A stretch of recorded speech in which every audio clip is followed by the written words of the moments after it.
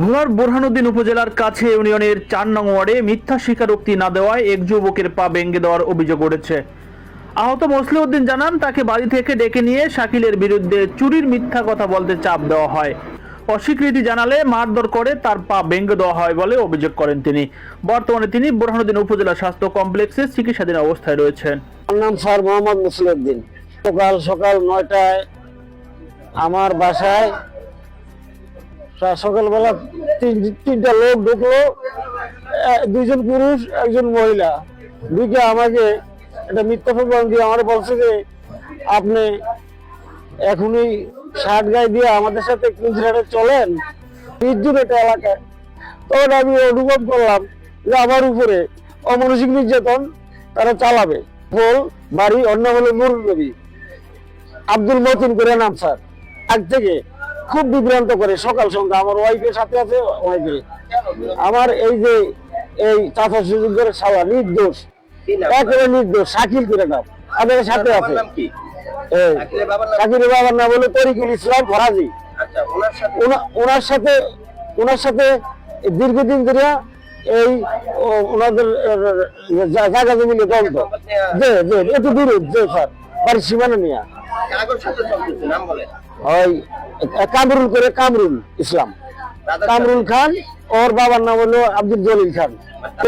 কিছু অলংকার দিনের বেলা এটাকে নিজেরাই সামলাইয়া গোপন করে এখন ওর নাম দিতেছে স্যার। এই নামটা আমার মুখ দিয়ে বাড়ি করেছে চায়।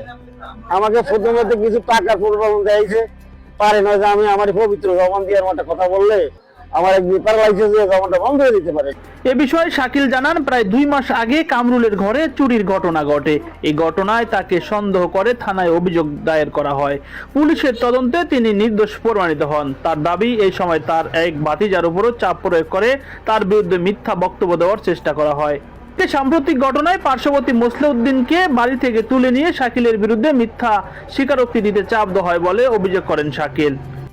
আমার নাম মোহাম্মদ শাকিল, আমার বাবার নাম মোহাম্মদ তরিকুল ইসলাম। মনে করেন নিজেদের ঘর কি তারা নিজেরা চুরি করছে না কি করছে তাদের ব্যাপার, এটা আল্লাহ পাক জানে। কিন্তু এই জন্য আমাকে ফাঁসায় এবং অন্যান্য লোক দিয়ে আমাকে দায়ী করে আমাকে থানাতে হরানি করছে এবং কি 10 বছরের বাচ্চাকে হরানি করছে। এবং একটা লোক বাড়ির পাশে তারে ফি দিয়ে আমার নাম বলার জন্য, ওনার নাম হচ্ছে মসলিউদ্দিন, এবং কি ফিরাইছে মতিনে এবং কি নুন নবী, ঠিক আছে, কামরুল হয়। এদেরকে দিয়ে পিটাইয়া ঠ্যাং ভাঙ্গা আমার নাম বলতে বলছে। শুধু আর নাম বল, হ্যাঁ তাদের বাড়ির লোক আমার নাম বলতে বলছে। যে কোনো ভাবে নাম বলার পরে আমার থেকে যে কোনো ভাবে সবকিছু আদায় করবো, আমাকে যা করা ওরা করবো। সেটা আমার নামটা বলুন। আমি লোকটার ব্যাপারে কিছু জানি না, কেন মিথ্যা কথা বলবো? বলছে তুই নাম বল, নইলে তুই মারিয়ে ফেলাবো। আমি চাই এলাকা গ্রামবাসী সকলের কাছে যারা মান্যগণ্য দায়িত্বমান আছে, এরা সুস্থ বিচারটা করলে এই সমাজে কোনোদিনও কেউ এভাবে হরানি না হয়।